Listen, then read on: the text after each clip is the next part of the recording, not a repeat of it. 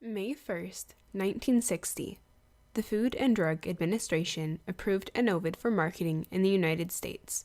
Enovid, the first hormonal birth control pill, was the child of strenuous exploration into the unknown and controversial field of reproductive medicine. Its advocates encountered many legal and social obstacles. The progression of Enovid from an unorthodox idea to a medical reality led to a vast exchange of moral ideals pertaining to sexuality, the role of women, and the extent of government and church influence in society. The birth control pill. Scientific exploration and the exchange of ideals.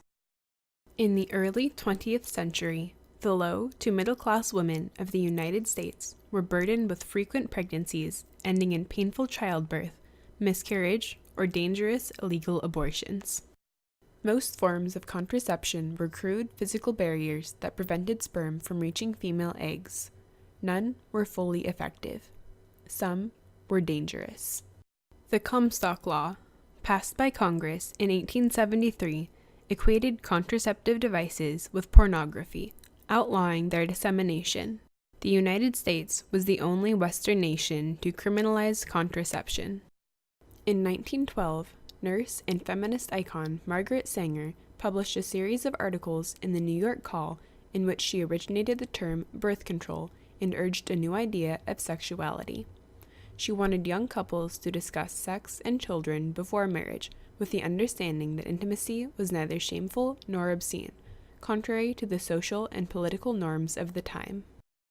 In 1921, Sanger founded the American Birth Control League to provide women existing contraceptive devices and encourage scientific exploration. Sanger wanted to develop a safe and effective method of birth control, namely a pill that would inhibit ovulation, fertility, and implantation of the egg. Doctors and scientists, who had previously specialized in curing infertility rather than causing it, were unwilling to associate with Sanger. Those who would were at a loss as to how such a pill could be created. In 1950, however, Dr. Gregory Pincus claimed that he could do it.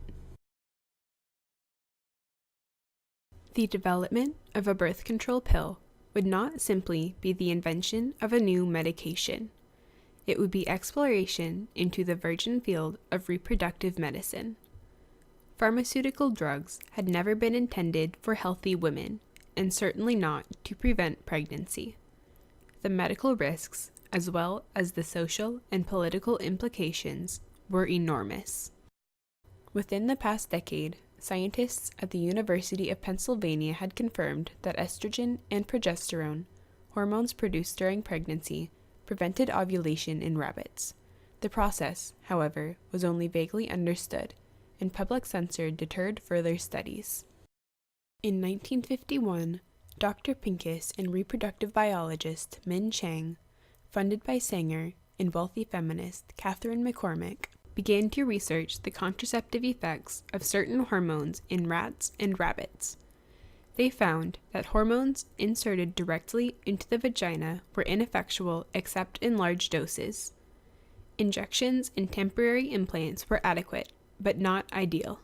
By 1953, they had concluded that oral doses of a hormonal compound were most effective, suppressing ovulation in over 98% of animals tested.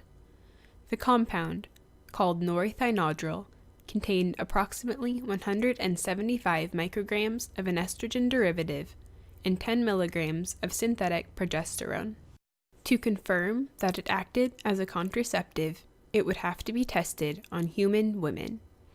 Pincus and Chang began collaborating with Dr. John Rock, an obstetrician gynecologist respected by his peers and adored by his patients.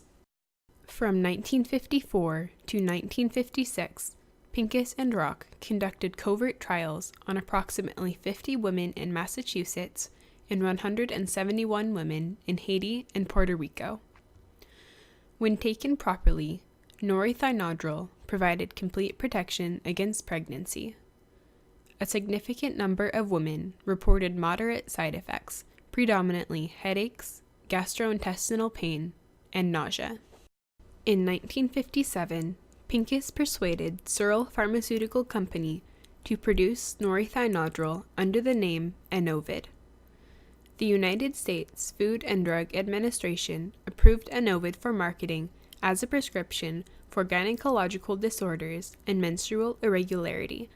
The Enovid bottle warned that the drug prevented conception, a disclaimer that also served as a marketing tactic.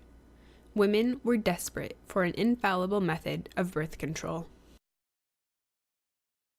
In 1960, the FDA officially named Enovid an oral contraceptive, but women in the United States still encountered countless legal and social obstacles. Laws against contraception were prevalent in many states, although some allowed exceptions for the care and prevention of disease. The dissemination of birth control, or information pertaining to birth control, was punishable by a $2,000 fine and a maximum of 5 years imprisonment with hard labor. Representatives in the federal government either adamantly rejected the idea of birth control or refused to discuss it. President Dwight Eisenhower stated, "I cannot imagine anything more emphatically a subject that is not a proper political responsibility. The government will not, so long as I'm here, have a positive political doctrine in its program that has to do with the problem of birth control."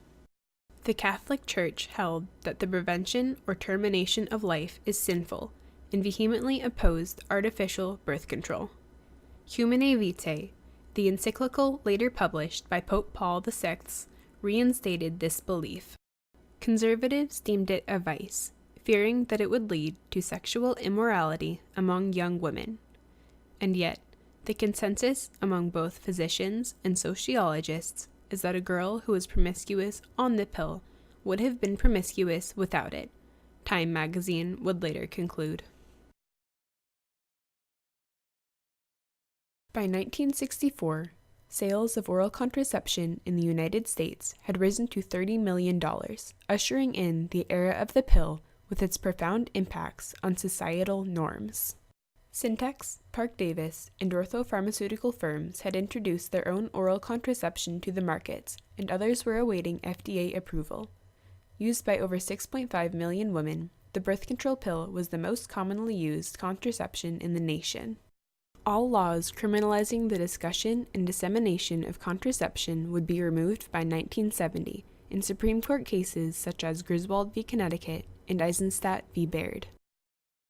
The development of the birth control pill led to a vast exchange of moral ideas and social ideals. In 1999, The Economist named the pill the most influential scientific advance of the 20th century. It inarguably became the focal point of many significant issues, including female emancipation.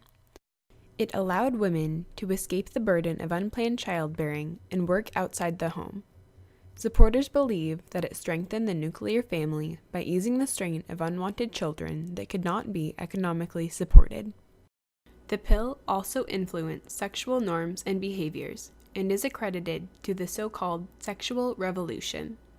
Without the threat of pregnancy, young women on birth control were forced to decide for themselves if sex before marriage was right. Conservative religious organizations, namely the Catholic Church, remain wary of promoting the use of contraception. Pope Francis maintains the traditional stance on birth control, but 79% of Catholics in the United States support the use of contraception. The birth control pill remains a topic of scientific exploration and moral speculation. Debates surrounding the pill challenge the authority of medical, religious, and political institutions to determine reproductive rights. Enovid, developed by Drs. Gregory Pincus, Min Chang, and John Rock, was the product of scientific exploration into the controversial field of reproductive medicine. Its advocates encountered countless legal and social obstacles, from the Comstock Law to the Catholic Church. The progression of Enovid from unorthodox idea to medical reality led to a vast exchange of ideals and a series of contentious issues about sexuality, the role of women, and the extent of church and government influence that continue today.